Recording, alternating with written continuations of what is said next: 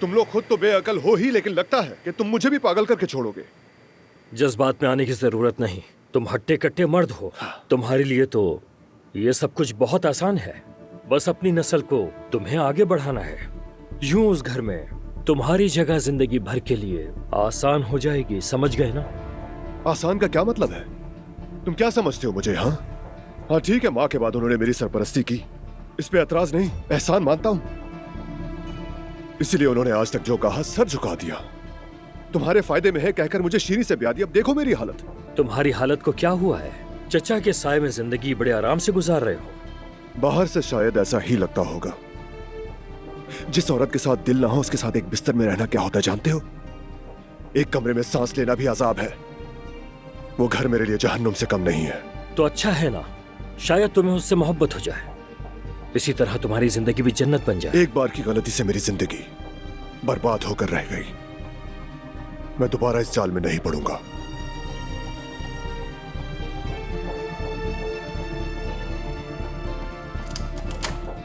खुशामदीद आपा। जल्दी बताओ अम्मी कहाँ हैं? अम्मी ऊपर है आपा जान। क्या हुआ है? शहरजाद बेटी, क्या आप भी सब जानती थी अम्मी? क्या मतलब है तुम्हारा? क्या हुआ है मेरी बच्ची, बताओ तो सही। तुम्हारे बाबा ने क्यों बुलाया था तुम्हें? बाबा ने कहा है कि फिरहाद से मेरी शादी मुनासिब नहीं है ये सब तो होना ही था। और मजीद के मेरे लिए एक रिश्ता भी तय कर लिया है। हमारे अजीम बड़े साहब ने बाबा से मेरा रिश्ता मांगा है। क्या? लेकिन किसके लिए? उनके भतीजे और उनकी बेटी के शौहर कुबत साहब के लिए। और बाबा भी इस रिश्ते को मुनासिब समझते हैं। आपा जान आप ये क्या कह रही हैं? ऐसा कैसे हो सकता है? आप और फरहाद भाई एक दूसरे से मोहब्बत करते हैं, बाबा ऐसा कैसे कर सकते हैं? उनकी नजर में मेरी मोहब्बत और चाहत की अब बिल्कुल भी कोई अहमियत नहीं रही है। वो तो बस किसी से भी मेरी शादी करवा देना चाहते हैं, जैसे मैं कोई बेकार चीज हूँ उनके लिए।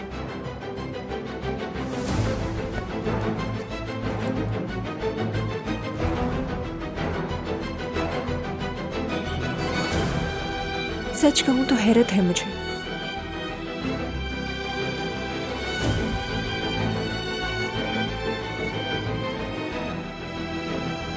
ठीक है भैया, मेरे आने तक उस पर नजर रखना, समझ गई? अकेले मत छोड़ना उसे।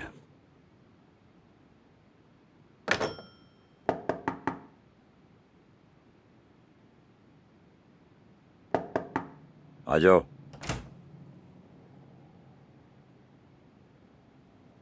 चचा जान, क्या हम बात कर सकते हैं?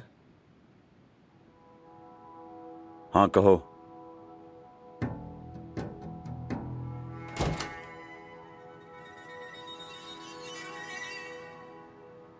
मैंने कुछ सुना है अभी।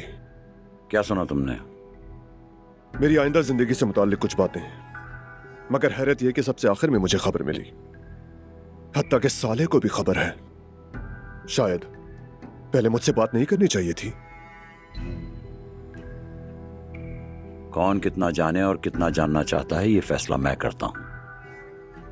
अगर तुम्हारे कानों तक कोई बात पहुंची है तो उसमें मेरी मर्जी है। और मेरे सामने यहां आकर बातें बनाने के बजाय जरा मर्द बनो और अपनी बीवी की खबर लो। सुबह से लेकर अब तक वो अपने बिस्तर से नहीं उठी, एक लुकमा तक नहीं खाया उसने। क्या इस बात की खबर है तुम्हें?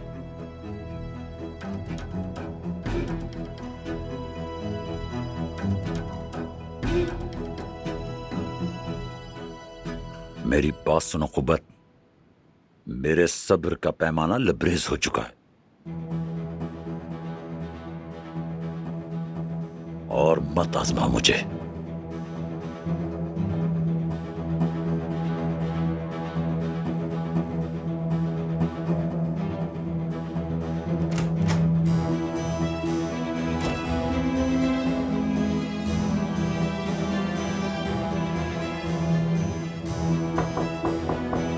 आ जाओ।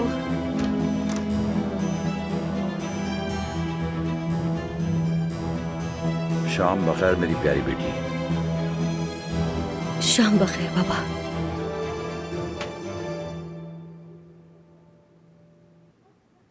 भैया ने फोन किया था कि आज सारा दिन तुमने एक लुकमा तक नहीं खाया।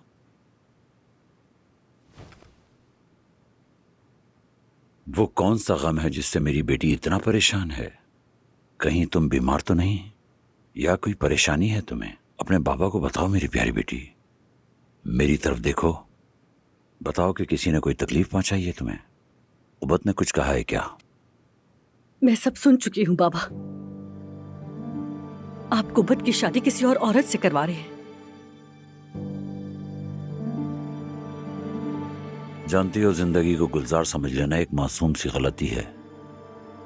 तुम एक बहादुर और मजबूत लड़की हो, मुझ पर भरोसा करो, सब संभाल लूंगा मैं। इस दौरान तुम्हें बहुत सी मुश्किलात का सामना करना पड़ेगा, लेकिन यकीन जानो वक्त के साथ साथ सब कुछ ठीक हो जाएगा। देखो, मैं तुम्हें 2 रास्ते दे रहा हूं। नंबर 1, जिसमें कुबत को मरना होगा, या नंबर 2, वो हमारी नस्ल को आगे बढ़ाने वाले फर्द के तौर पर जिंदा रहेगा। कुबत से मुझे किसी किस्म का कोई फायदा नहीं, और साथ तुम भी उसके साथ नाखुश हो। अगर मुझसे पूछो तो मैं पहला रास्ता चुनूंगा, मगर तुम ये बर्दाश्त नहीं कर सकोगी। ऐसा ही है ना?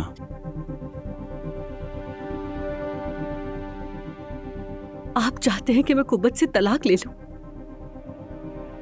ये किसी मौत से कम नहीं होगा बाबा। ये अलहदगी सिर्फ पैदाइश तक की होगी, और उसके बाद फिर तुम कुबत के साथ होगी। हाँ, ये बात तुम्हारे और मेरे दरमियान रहेगी। वादा करो। क्या हुआ? वादा करो शीरी। कम से कम इसके लिए किसी गवार को ढूंढ लेते।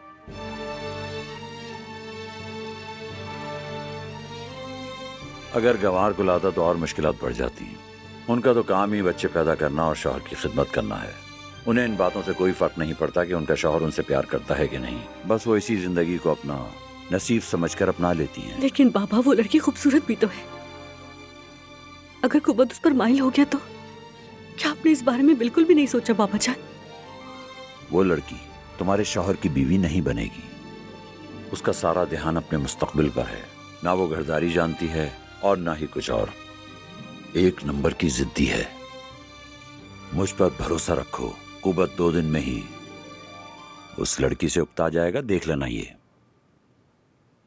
और इस तरह वो समझ जाएगा, फिर तुम्हें कभी नहीं छोड़ेगा। अगर उन दोनों का बच्चा हुआ तो वो लड़की यहां से चली जाएगी। मैं उस बच्चे को पालूंगी, मैं उसकी मां बनूंगी। बिल्कुल ऐसा ही होगा मेरी जान, और तुम दोनों एक हकीकी खानदान बनोगे, पहले से भी ज्यादा खुश। भरोसा रखो मुझ पर।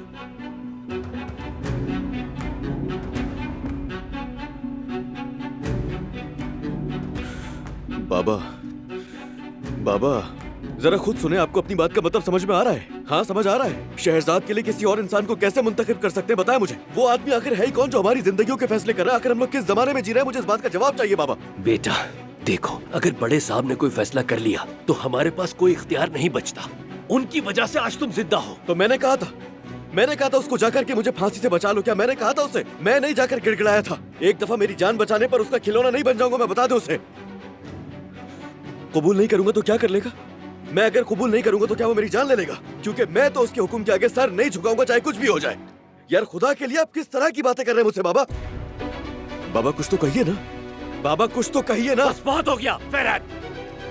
देखो, बड़े साहब का हुक्म हतमी होता है, उनके खिलाफ कोई नहीं जा सकता, समझे? तो क्या करूं बाबा? चुपचाप तमाशा देखता रहूं क्या? मैं शहरजाद को किसी के भी हवाले नहीं करूंगा। मैं उसके बगैर नहीं रह सकता हूं, ये आप सुन ले बाबा। अरे आज ही तो हमने निकाह की तारीख लेने का फैसला किया था। अम्मी, अचानक क्या हो रहा है? शहरजाद को इस सब के बारे में पता है क्या बाबा?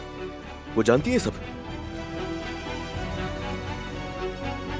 बाबा उसे पता या नहीं पता? जमशेद ने बता दिया होगा उसे। तो क्या किया उसने? उसने हामी भर ली क्या? हाँ? वो और कर भी क्या सकती है? अरे उस इंसान के मुंह पे थूक देना चाहिए था। अम्मी, कोई पूछने की बात है? फरहत, हद में रहो। उस आदमी ने जिंदगी दी है तुम्हें। मैं इसे जिंदगी देना नहीं बल्कि जीते जी मार देना कहता हूँ बाबा। तुम्हें अल्लाह का वास्ता है वास्ते देना बंद कीजिए अम्मी, बस बहुत हो गया। मैं और नहीं सुनूंगा आपके फजूल के वास्ते। शहरजाद को किसी के भी हवाले नहीं करूंगा, मैं देख लीजिएगा। मैं शहरजाद को किसी के भी हवाले नहीं करूंगा। इसके पीछे जाए ना हाशिम साहब, ऐसा ना हो कुछ गलत कर बैठे। अगर रोकूं भी तो नहीं रुकेगा। उसका जाना ही बेहतर है, ये अच्छा ही होगा। जब सब कुछ वो सुन लेगा जमशेद के मुंह से।